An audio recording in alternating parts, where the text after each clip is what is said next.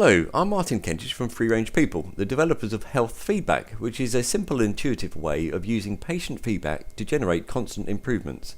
In this video, I'm going to talk about meeting the patient feedback challenge, and I hope you'll find this useful in your own thinking and projects. So first of all, we'll go through the two key elements of the challenge and then consider what this could look like in practice, from engaging patients' views through to delivering the response and presenting the findings. The challenge has two parts. First, how do we win over the hearts and minds of patients and staff in a way that leads to constant incremental improvements? And secondly, how do we do this in a way that is highly scalable? The key to meeting this challenge is providing an effective feedback loop between patients and staff, so it's worth taking a few moments looking at what this loop needs to contain. The first part of the loop is to gather personalised feedback from patients. Secondly, we need to deliver this in real time so that it is fresh and relevant to the appropriate staff. Thirdly, this feedback should help inform the choices, which then lastly drive the action that make the difference. And once this is effective at the most granular level, say an individual or a team, we then can rapidly scale it up for other teams, services, organisations and the NHS simply by joining up the organisational dots. As we shall see shortly, if we have a standard measure everywhere, then we have a consistent way of measuring improvement at an individual, team, section or organisational level. We can then take this right up to understanding how the entire NHS is doing, simply by aggregating the data from the more granular sublevels. So what are some of the practical issues to consider?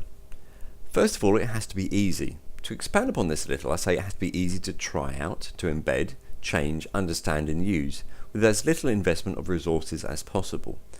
Secondly, it's got to be fast. And what I mean by this is not only has it had to be rapidly deployed into an organisation, but also to deliver improvements in real time. We perhaps need to move away from the monthly report scenario being the source of generating change, but changes are happening in real time all the time. Thirdly, the system has to be flexible and adapt to changing needs.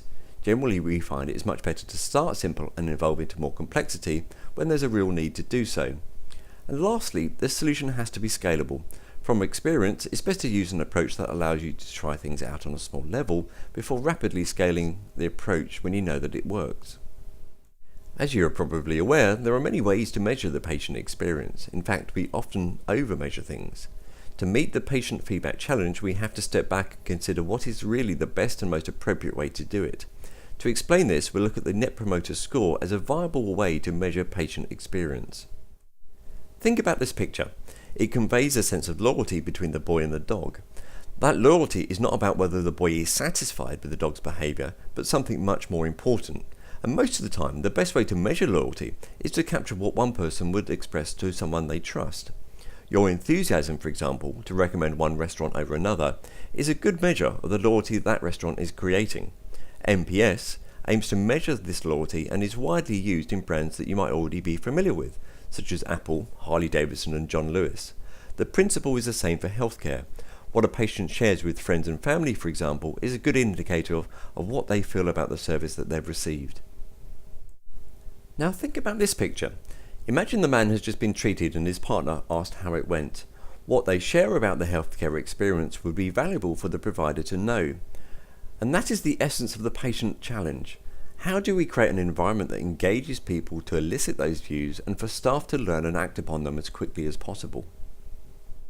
So what is the NPS score? It's just a number between -100 and +100. If you score -100, it means all your patients strongly dislike the service they've received and will be actively sharing those negative experiences with friends and family. If you score +100, they will be singing your praises. And some of the work that we've already done, NPS scores for NHS organisations typically have been well above 70%. So how is NPS gathered and calculated? The key question is this: on a scale of 1 to 10, how likely is it that you would recommend this service to friends and family? Sometimes people get stuck on the notion of recommendation, so you could think this question is the same as how likely are you to speak highly of the service received. The essence of the response will be the same. People who score 9 or 10 to this question are called your promoters. These are the people who are going to be singing your praises and actively recommending you to others. Your detractors are those who do the opposite and score 6 or less.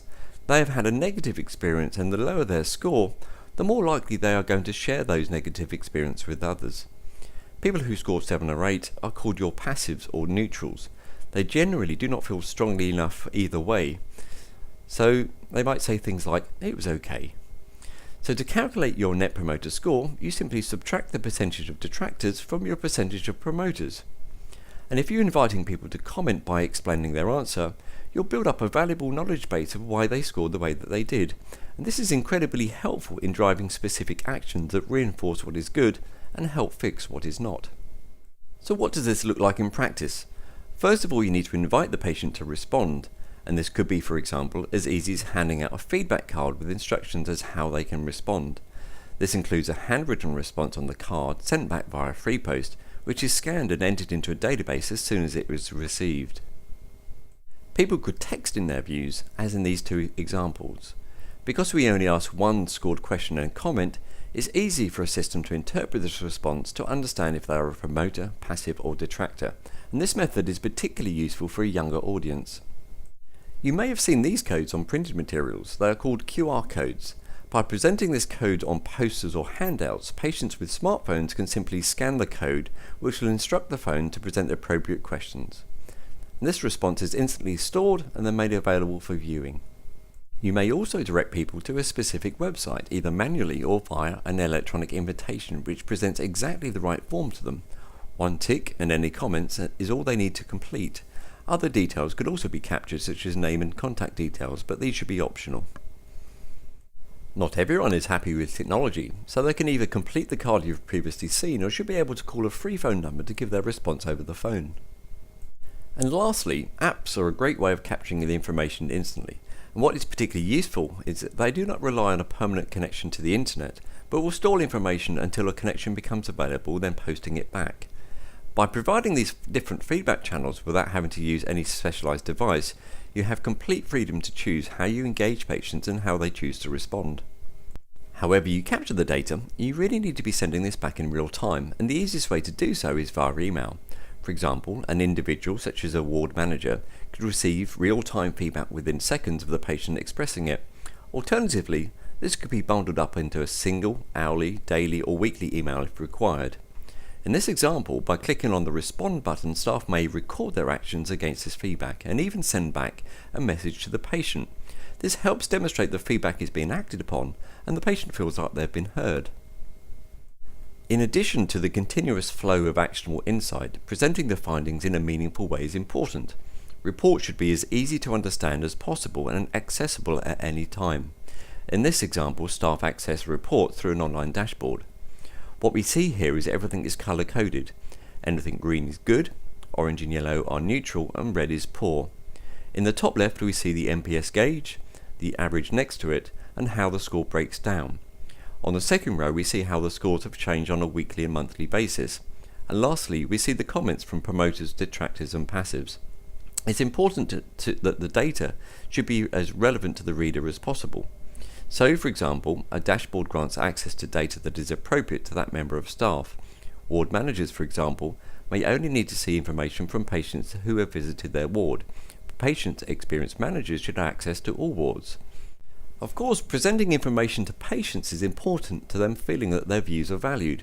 So in this example, we've simply taken the same data and presented it in a way that is easier for patients to glance at and understand.